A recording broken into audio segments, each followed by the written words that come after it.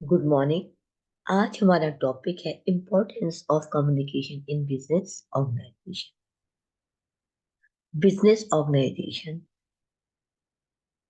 जिसमें हर व्यक्ति सफलता चाहता है और चाहता है कि उसका व्यापार हमेशा आगे बढ़ता और वो सफलता की उच्च कोटियों पर जाकर पहुंचे।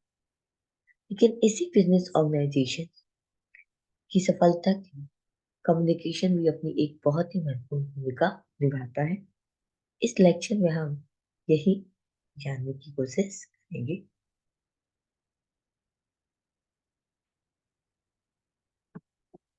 Smooth functioning of the business. Business के फंक्शन को हम कैसे बिना रुकावट के कम्युनिकेशन करने में हेल्प करता है। In every type of organization whether big और पब्लिक और private, communication is very necessary. किसी भी प्रकार की संस्था हो, चाहे वो बड़ी हो या छोटी हो, पब्लिक हो या प्राइवेट, कम्युनिकेशन बहुत आवश्यक होता है। Because communication makes the business function run smoothly. क्योंकि कम्युनिकेशन बिजनेस के जितने भी फंक्शन कार्य होते हैं उनको चलाने में या उनको बनाने में स्मूथली करता है, यानी वो उनको स्मूथ बनाने बिना रुकावट के चलाता है। The efficient performance of subordinate depends on effective communication of this.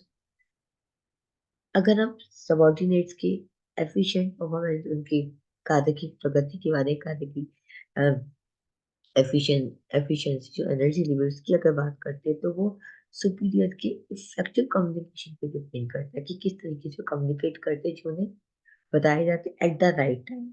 Communication के जरिए उन्हें बताया जाता है कि उनका कम्युनिकेशन, उनका जो कार्य करने की एफिशिएंसी बिल्कुल राइट टाइम पे होनी चाहिए, टू द राइट पर्सन, सही व्यक्ति के साथ होनी चाहिए, and through the right channel, और राइट चैनल का इस्तेमाल करना चाहिए।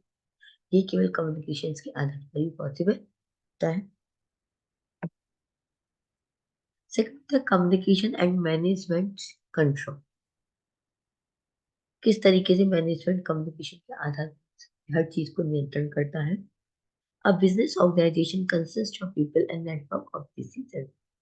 एक बिजनेस संस्था होती है, वो लोगों से जुड़ी हुई होती है, और नेटवर्क ऑफ डिसीजन, बहुत सारे डिसीजन टाइम टू टाइम लिए जाते हैं।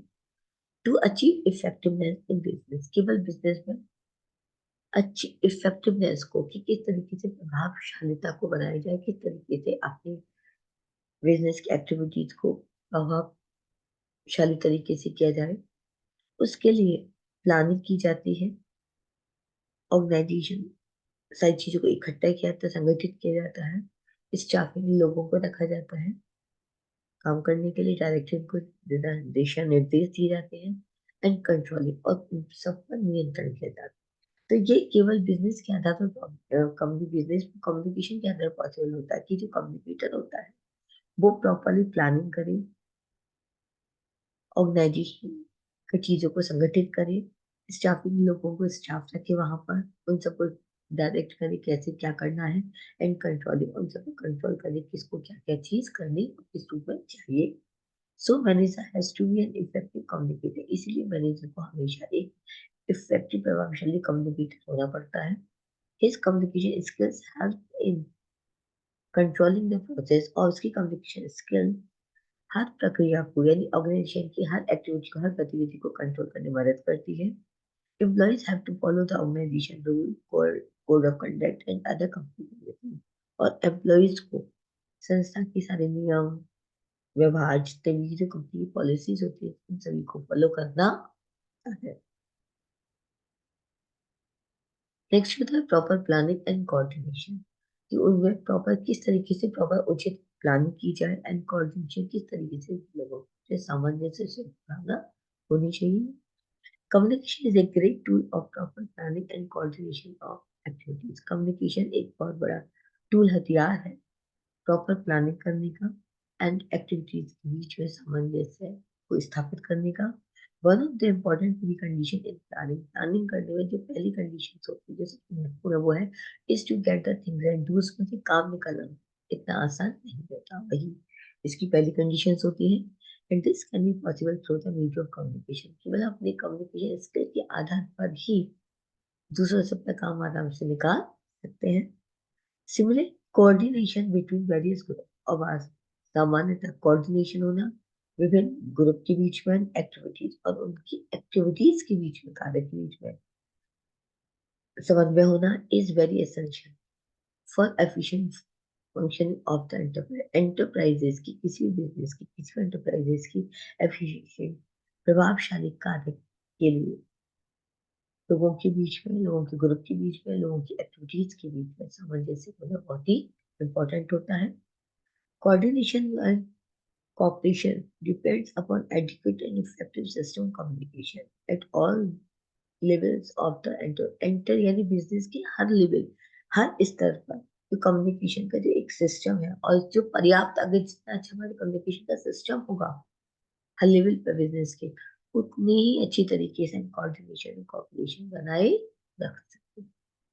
ये सभी चीजें इंपॉर्टेंट होती हैं, इसलिए ये सब केवल पॉसिबल होता है हमारे कम्युनिकेशंस के आधार पर, क्योंकि कम्युनिकेशन आधार पर ही हम लोग एक दूसरे से मिलते हैं, उनसे कम्युनिकेट करते हैं। कम्युनिकेशन अपनी पॉलिसीज को बता सकते हैं, हम क्या करना चाहते हैं, यानी हमारी प्लानिंग क्या है, अपनी प्लानिंग से फैमिली करते हैं, और प्लानिंग के अनुसार ही हम अपनी कौन कौन सी एक्टिविटीज हम उनसे करवाना चाहते हैं, और सारी चीजें उनको कम्युनिकेट करती है, और कम्युनिकेट करती है उन चीजों को काम करा सकते हैं। कॉम्प्लिकेटेड बिजनेस एक्टिविटीज, कॉम्प्लिकेटेड जटिल, कठिन बिजनेस एक्टिविटीज बहुत सारी कॉम्प्लिकेटेड होती है, उनको भी सॉर्ट आउट करने के लिए हमें कम्युनिकेशन की आवश्यकता होती है। Organization, this is members, organization this members are link together to achieve a enterprise. Organization के जितने मेंबर्स होते हैं वो एक किसी न किसी एक सेंट्रल उद्देश्य को प्राप्त करने के लिए एक दूसरे के साथ जुड़े हुए होते हैं। Communication make this possible, this purpose possible by allowing people of the different departments communication.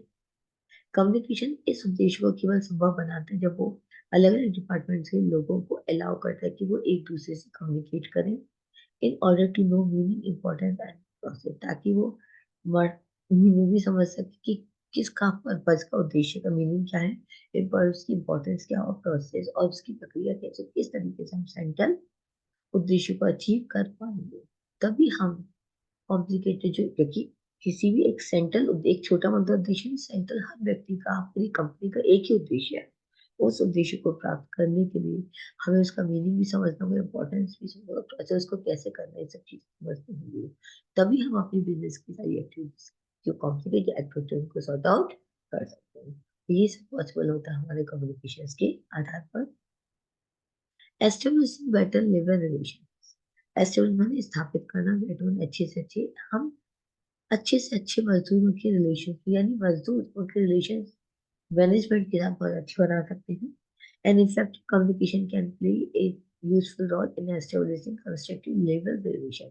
अगर हम चाहते हैं हमारी जो लेबर है, हमारी जो वर्कर है, हमारी जो एम्प्लॉई है, उनके बीच में हमारे कंस्ट्रक्टिव रिलेशन, ये बहुत इंपॉर्टेंट है, उनके साथ हमेशा इफेक्टिव कम्युनिकेशन के आधार डील करना चाहिए, बिकॉज इट इंटरप्रिटेट्स, क्योंकि कम्युनिकेशन के आधार पर हम इंटरप्रिटेट कर सकते हैं, थोड़ा सा अचीव कर सकते हैं, एंड एक्सप्लेन उनको व्यक्त कर सकते हैं, एंड इंट्रोड्यूसेस और उनको परिचित करा सकते हैं किसके साथ, अबाउट द मैनेजमेंट की पॉलिसी कौन कौन सी है, फ्यूचर प्रोग्राम्स हमारे क्या रहेंगे, and the project history of the company, और कंपनी की प्रोजेक्ट हमारी हिस्ट्री क्या है।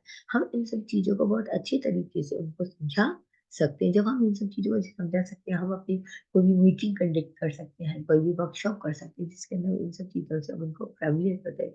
जब वो एक बार फैमिलियर हो जाते हैं, तो उसके आधार पर वो ऑर्गेनाइजेशन के एनवायरमेंट से अच्छी तरीके से परिचित हो जाते हैं, और जहाँ उनका काम करना भी आसान हो जाता है।